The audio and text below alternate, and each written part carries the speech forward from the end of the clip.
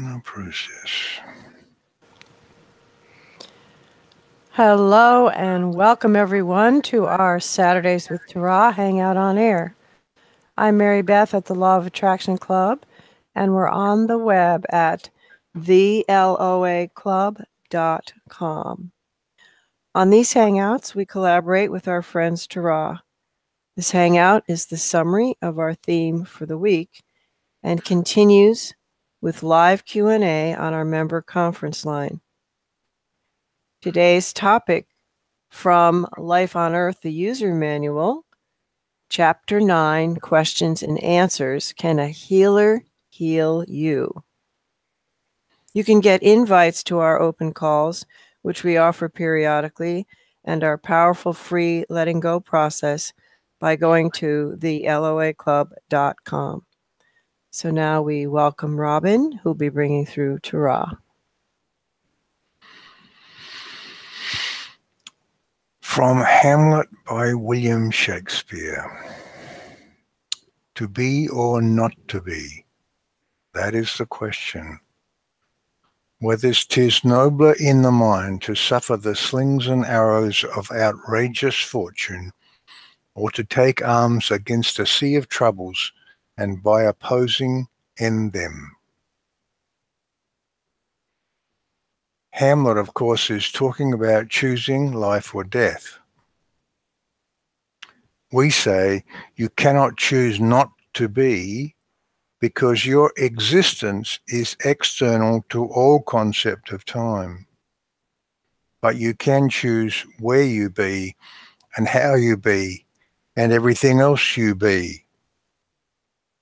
How do you choose those things?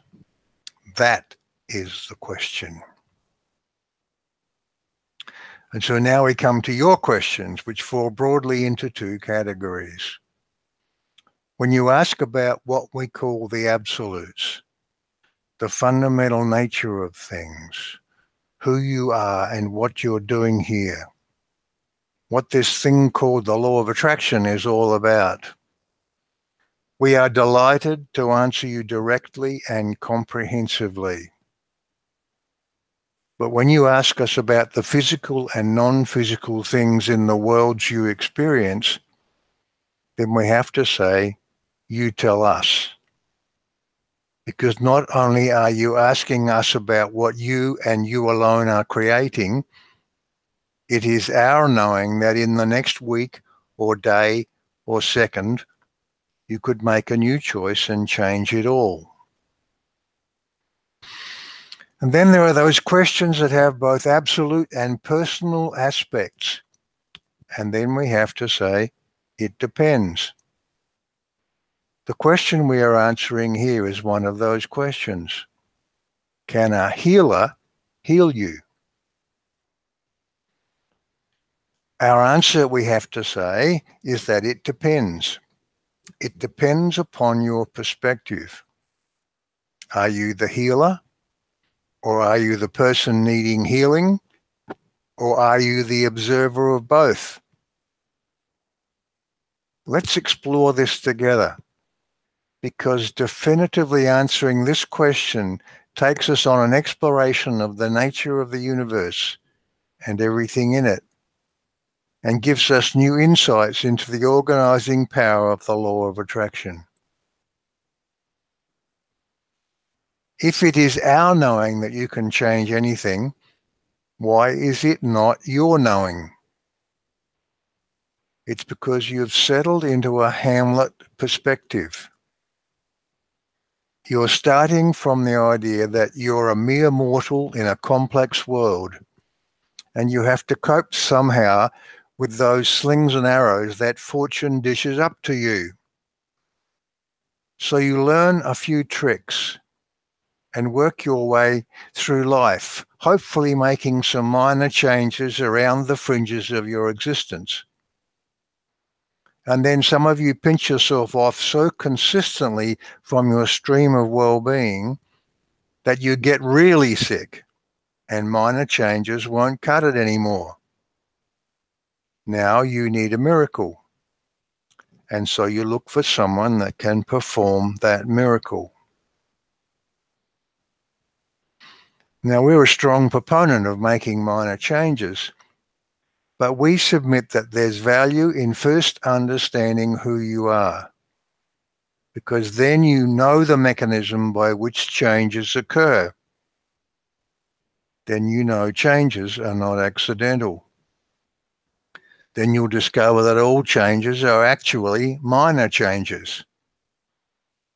And so let's begin here by once again doing some damage to that starting assumption. You're not a mere mortal, you're a timeless consciousness. And you're not in a complex world. You're not in any sort of world. The world is in you, which is to say, it's a virtual reality created from what you choose to believe about it. It's all an inside job. What you believe becomes. Hold that thought as we delve into the subject of healing with these questions. If you or someone close to you is very ill, and you have exhausted your options in the medical profession, is there an alternative? Is there a healer out there who can work miracles for you? Do some people have a special gift and the power to change others? If you are in this situation, this is obviously a big question. And before we dive into a longer answer, the short answer is, if you can find someone or some process that feels right to you, go for it without reservation. Seize any chance to choose optimism, and you will reverse the flow, and healing must follow. You see, it is reservations and doubts and worries and fears that get you space-time creatures into dis-ease situations in the first place. That negative focus takes you out of alignment with who you are. And there is no medical procedure or miracle worker that can buck that current. So choose whatever course feels best, be it with the medical profession or some alternative, or even doing nothing. And start to imagine once again what life will be like in a healthy body. The path ahead for you is to get yourself more and more into a feel-good place. Nothing is more important. There will be those, of course, who say, you shouldn't be telling sick people that it's entirely their own fault. Well, even though that is the literal truth of it, we would agree with that. But when you truly understand how you create your reality, the way you approach almost every situation becomes radically different. In this case, if it is not you who is ill, but someone close to you, it's not your job to tell them anything. As we progress here, you will see that, in a very real sense, it has nothing to do with them. You alone are the creator of your world and everything in it. Whether this person in your world gets better or not is not up to them, it's up to you. But we'll get to that. If it is you that is ill, our intent here is very much to have you understand the nature of your world and your physicality. When you know truly who you are, you will begin to see the power that you have to change anything, including things you've already created. From this place, you can most easily step into a world of all possibilities. We will be encouraging you forward, not backwards to the thoughts that got you here, but forward to where you want to be. Then there are those who say you mustn't give false hope. Well, you either believe in the law of attraction or you don't. If you don't, then that's an understandable and reasonable statement. If you do, then we would say, once again, we're not talking about that other person. We're talking to you, and we're talking about you. And your hope is an important first step. Hope as mere hope is impotent. But hope as the doorway to optimism has power, because optimism is the doorway to belief, and belief is the doorway to knowing and certainty and expectation. And your expectations create your virtual reality. If you begin to understand who you are and the power you have, then hope can be the start of your journey to a new world. Then you might ask, how is it possible to choose optimism when I'm faced with the reality of this physical condition and the failure of all treatments to fix it? We understand that when you've spent a lifetime choosing and then practicing beliefs about your physicalness, it can be hard to move to optimism in the face of what seems like mounting evidence of your mortality. But can you see that you've now changed the question from, can I be healed, to how do I choose wellness? And this is the important question. So let's look at what healers are. Is someone or something out there capable of healing you? This one has had an evolving series of answers to this question. Back when he saw himself living in one world, a world solid and continuous, a world shared with every other living being, from that one world context, his answer was a possible yes. These people seemed to exist. Then he began to understand the law of attraction.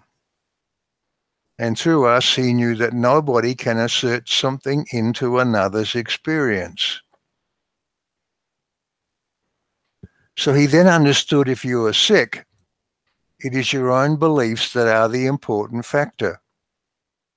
You will always attract into your experience that which you choose to believe about yourself and your world.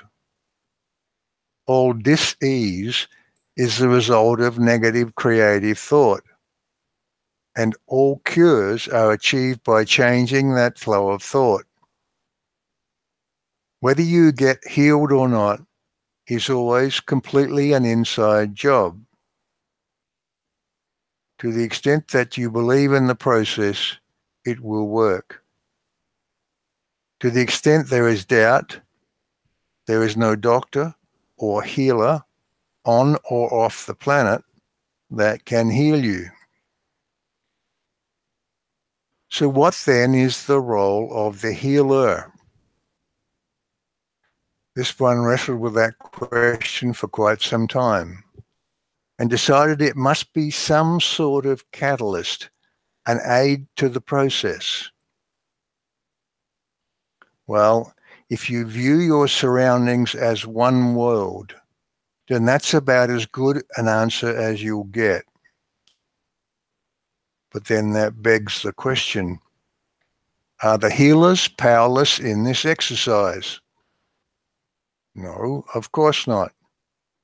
By law of attraction, they have the same control over their world as you have over yours. Well, then what determines whether they are successful or not has to be an inside job for them. So how can the healer and the patient both be calling the shots? This is the question that even trips up many of your so-called law of attraction gurus. Because the truth is, there is no good answer to this question, or for that matter, a whole range of similar questions, until you can step back from a one-world view and start to recognize the degree to which all of your worlds are unique. You are not a tiny speck in a huge world. You are the creator of everything you experience. It goes like this.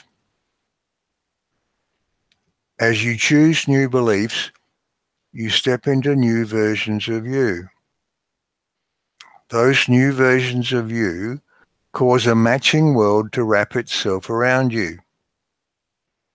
In that world, you intersect with the matching versions of the people and things you attract. What looks like a shared world is actually a collage. We like that word collage. A collage of those intersections. But it is your world, unique to you. Let's look at this from your perspective. And with an infinity of possibilities, and let's pick just two versions of you and your world to show you what we mean. In version A, you go to the healer, and you have chosen to be highly confident of the outcome. You will be healed. In version B, you choose to go to this healer as a last resort, and you are not confident. Of course, you will get what you expect. Now, these are two different versions of reality, and both exist. Both are real. Both are equally valid. But by the nature of your consciousness, you are only aware of one, the one you choose to inhabit. Now, what does this story look like from the perspective of the healer? It is the same. If you're the healer and you're confident, you will be successful, and you will intersect in version A. If not, you will intersect in version B. You see, it is not action that creates, it is belief. Of course, you are action-oriented creatures in a physical world, and doing things can help you believe, choose to believe, that a certain outcome will result. So we are fully in support of you doing stuff, but only if it feels good. Or at the very least, you allow yourself to anticipate that it will lead to feeling good. Once you are lined up with where you want to go, doing is easy. It feels like inspired action. It's like flowing with the current. We know that the idea of multiple versions of reality can feel a little complex at first, but we encourage you to allow yourself to begin to understand it, because you can, because it's not complex. It's just a little upside down, perhaps, from the way you've been seeing the world, as solid and real and continuous and out there, and you have to deal with it as it is. It's not necessary to be able to experience yourself in both versions at once, although that too is possible. For now, keep it simple.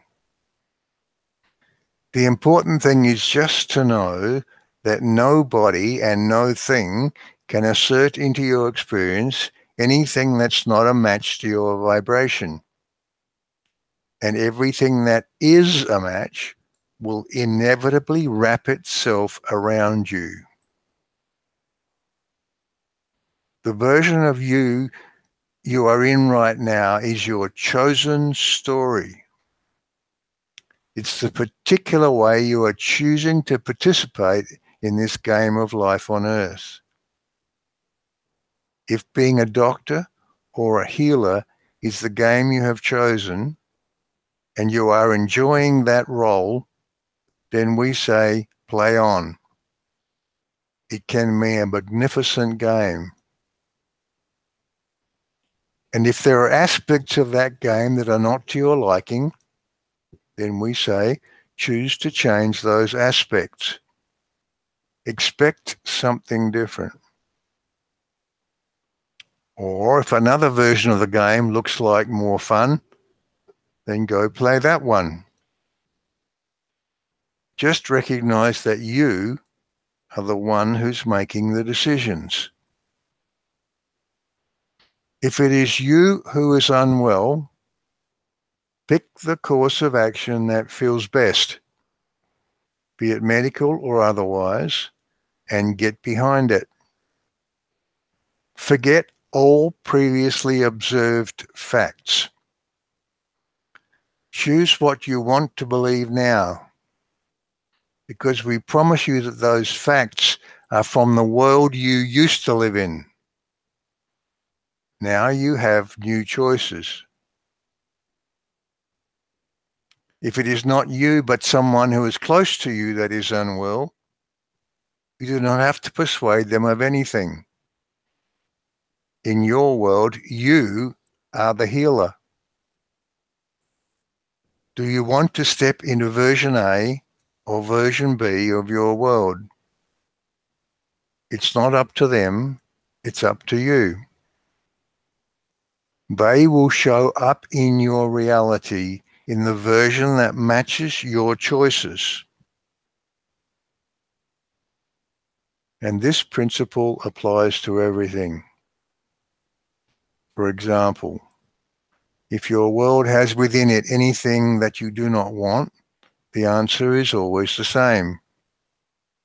If the planet is in trouble, if disease and famine are endemic, if war continues and corrupt governments prevail, and you wish to bring about change, you do not have to gather all those who agree with you into world conferences or days of focus and prayer. If that's fun to do, of course, then imagine it into beingness and go for it. But if it feels like struggle, then you're pushing against those things you do not want, and your cause is lost before you start. It's not about those others, you see. It's all about the version of your world you are choosing to step into. We say again, first be clear about what you want to include. Then imagine that version and step into it. You are not a tiny speck in a huge world. You are the creator of everything you experience. Choose a new belief, and you will step into a new version of you. That new version comes with its own context, a collage of intersections with the matching worlds of others. This is your new world, unique to you. Step out of your Hamlet world. Step into this new version. Dance within it. Rejoice in the magnificence of your creative power. Be what you came here to be. This Hangout on Air was the summary of our theme for the week. We do 3 live calls a week with Q&A for our members on Tuesdays, Thursdays, and Saturdays. You can become a member by going to theloaclub.com/join. Our longer discussion with Q&A continues now on our member conference line. So back over to Rob.